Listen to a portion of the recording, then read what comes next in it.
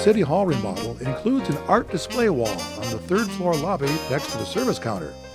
This is intended to provide an opportunity for local artists to display their work in a public location while offering City Hall visitors the enjoyment of viewing different pieces throughout the year.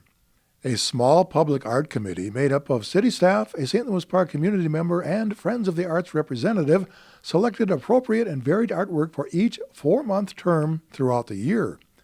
One of the requirements for submitting artwork was that the applicant must be a resident of St. Louis Park. A small card next to the display includes a brief biography, explanation of the piece, and contact information for anyone interested in purchasing the art after it's removed from the lobby. The first selections were carefully displayed and are available for viewing now through December 31st, 2016. Artists Andre Tracy and Ricky Keeler stopped by during the art installation and offered some insights. I've lived in St. Louis Park since 1991, so that's 25 years. I was raised in Iowa, and then after school, after I graduated from the University of Iowa, I moved to California. So I lived in Southern California for almost 22 years, and then I moved here. My artwork currently is, I guess you could say it's abstract or conceptual. And it's a change for me because up until November of last year, I was working more realistically. I was doing surrealistic and pretty realistic paintings, kind of based on dream imagery. And there just came a point where I thought, I don't want to do this anymore. I've said everything I want to say, and I need to reinvent myself. I want to explore something different and basically work on my color palette. So I just switched over to painting in an abstract fashion. I looked at a lot of abstract painters in the past, and I started just experimenting. I'm currently interested in the healing aspects of color and the emotional reaction to what the viewer receives when they look at a painting as opposed to what the painting is. So my father was an important figure in my life, and I was his primary caretaker for about 10 years, and after he passed, this all coincided with my switching over to abstract painting. I wanted to do painting that was more about the emotional component of what was going on, and joy and part serenity and part balance, and all of this is coming from my particular state of mind at that point. When I went to the University of Iowa, I majored in painting and drawing. So I spent 4 years for a BFA there, and then I went out to California and went to Otis Art Institute for a year. So I had some postgraduate studies, and some workshops over the years. So I've always been involved in art. Well, I enjoy walking and baking desserts and walking, walking and walking off the desserts. And gardening, and bike riding.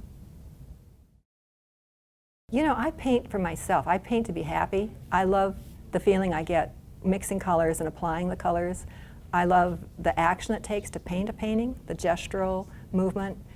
So that all makes me very happy. And what I hope is that other people feel a sense of joy or happiness just viewing the painting, because as an artist, you love to create and you do it for yourself, but unless you have a way of sharing that with the public, it's kind of an isolating pastime. So for me, if I can feel that my painting is reaching out to somebody else and that they're getting a sense of happiness, that's for me the biggest sign of success. Well, I'm planning a series of painting. I'm going to be researching color theory as pertains to healing. And I'd like to do some paintings that combine whatever it is I'm going to find, because I do believe, and it's been scientifically proven, that colors and paintings can affect the physiology of people and how they feel and even how they heal.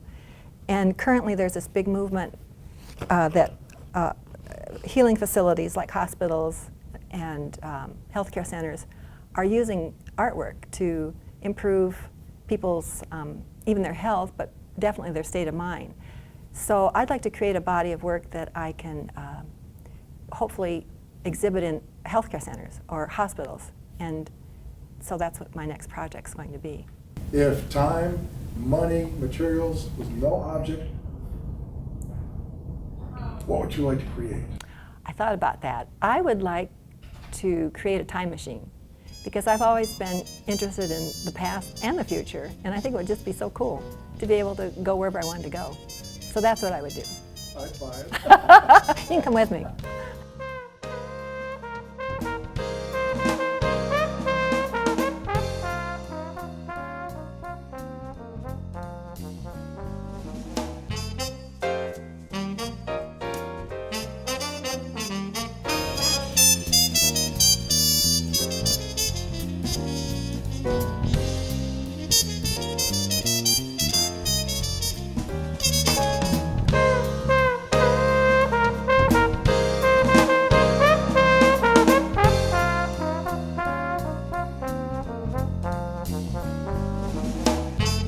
Well, we moved to the Twin Cities, St. Louis Park. It was like in 1999, so almost 17 years.